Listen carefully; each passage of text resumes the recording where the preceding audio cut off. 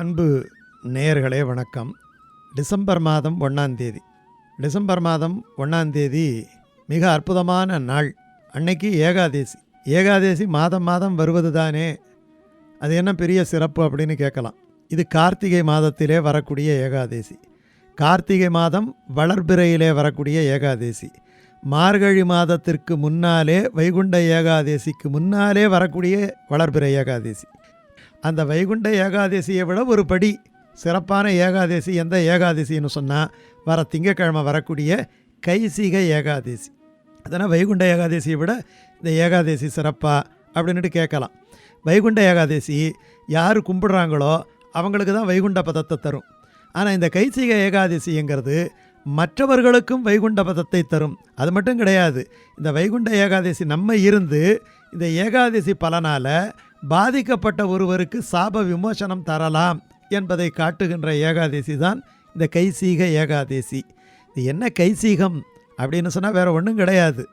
இந்த சாப விமோசனத்தை ஏகாதேசி என்று பாடிய ஒரு ராகத்தினுடைய பலனாக தந்தான். அந்த ராகத்துக்கு கைசீக பண், தமிழ் பன்முறையிலே கைசீக பண்ணுன்னுட்டு பேர்.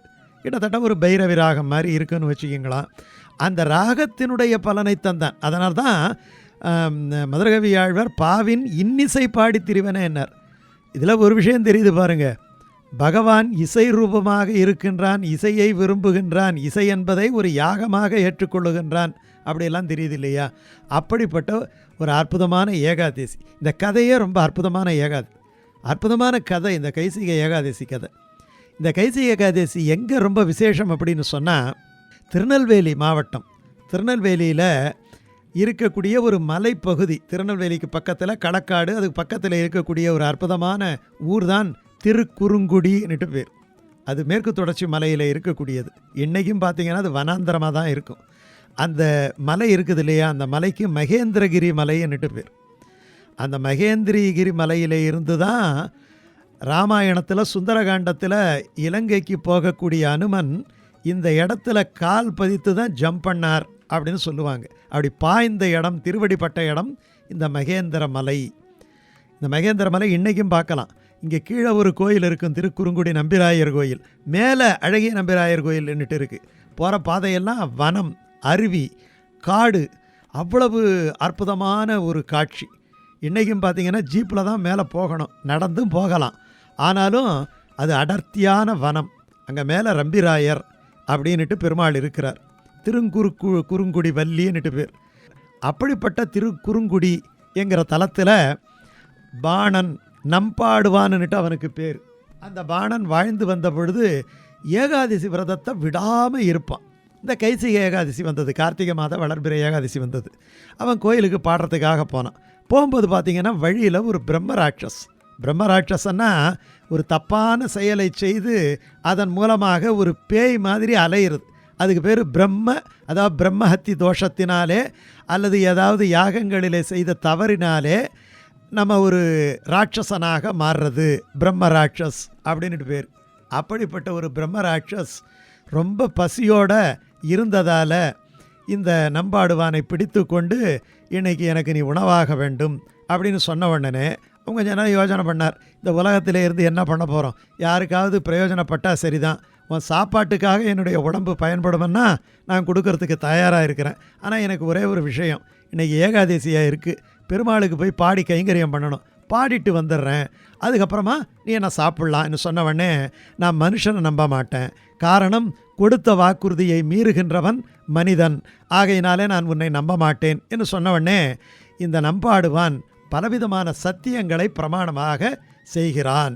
நான் மட்டும் வராட்டி போனால் இதுவரை நான் செய்த பலன்களெல்லாம் ஒழியட்டும் அப்படின்ட்டு கொடூரமான சத்தியங்களை எல்லாம் பேசுகின்றான். எப்படி ராமாயணத்தில் பரதன் சத்திய பிரமாணம் பண்ணுவானோ அந்த மாதிரி சத்திய பிரமாணம் பண்ணுறான். அதில் ஒரு சத்திய பிரமாணம், பிற தேவதைகளுக்கு நிகராக ஸ்ரீமன் நாராயணனை நினைத்தால் எத்தகைய நரகம் கிடைக்குமோ அத்தகைய நரகம் எனக்கு கிடைக்கட்டும் என்னுடைய வாக்கு தவறினால் அப்படின்னு சொன்ன உடனே டக்குன்னுட்டு விட்டுறான். சரி நீ போயிட்டு வா அப்படின்னு சொன்ன உடனே இவன் போகிறான். நமக்கு கைங்கரியத்துக்கு இடையூறு இல்லாமல் போய்விட்டதே என்று சொல்லி பகவான் முன்னாடி கைசிக பண் அப்படிங்கிற பண்ணினால் பகவானை மெய்யுருகி பாடுறான். ஏன் மெய்யுருகி பாடுறான்னா அடுத்த நாள் இருக்க போகிறது கிடையாது, இனி அடுத்த கைங்கரியம் கிடைக்குமா கிடைக்காதோ, அதனால் இருக்கிறத நம்ம முழுமையாக பயன்படுத்துவோம் என்று உருகி உருகி பாடுகின்றான். பாடிவிட்டு அடுத்த நாள் துவாதசி இல்லையா, துவாதசி அன்னைக்கு திரும்ப வருகின்ற பொழுது இந்த பிரம்மராட்சஸ் பசி போய் இவனை விட்டுடுது.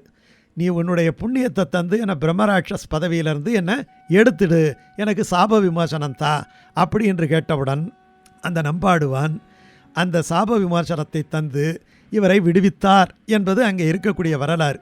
அப்படிப்பட்ட கதையை அன்னைக்கு நினைக்க வேணும். பெருமாள் கோயிலெல்லாம் ஏகாதேசி அன்னைக்கு இரவில் பஜனைகளெல்லாம் செய்து அடுத்த நாள் துவாதசி பாரணைக்கு முன்னாடி இந்த ஏகாதசி மகாத்மிய இந்த நம்பாடுவான் கதை இருக்குது இல்லையா, கைசிக மகாத்மிய கதை, இந்த கதையை அங்கே இருக்கக்கூடிய பௌராணிகர்கள், ஜீயர்கள், அத்தியாபகர்கள், இந்த கைங்கரியத்துக்காக நியமிக்கப்பட்டவர்கள், அப்படிப்பட்டவர்கள் அதை பெருமாளுக்கு முன்னாடி ஸ்லோகமாக வாசிப்பார்கள்.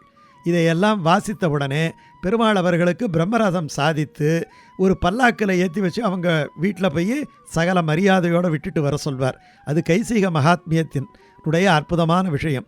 இந்த கைசிக ஏகாதசியினுடைய அடுத்த நாள் கைசிக துவாதசின்னுட்டு பேர். அந்த கைசிக துவாதசி சாதாரணமான துவாதசி கிடையாது. அன்னைக்கு லட்சுமி உற்பத்தி தினம். மகாலட்சுமி பார்க்கடலை கடைந்த போது அந்த கமல மலரிலே தோன்றி இறைவனுடைய திருமார்பை அடைந்த தினம், லட்சுமி பெருமாளை அடைந்த தினம் என்பது ரொம்ப முக்கியம். அன்னைக்கு ரொம்ப அதாவது ஷீராப்தி சயன விரதம் என்று சொல்லுவாங்க.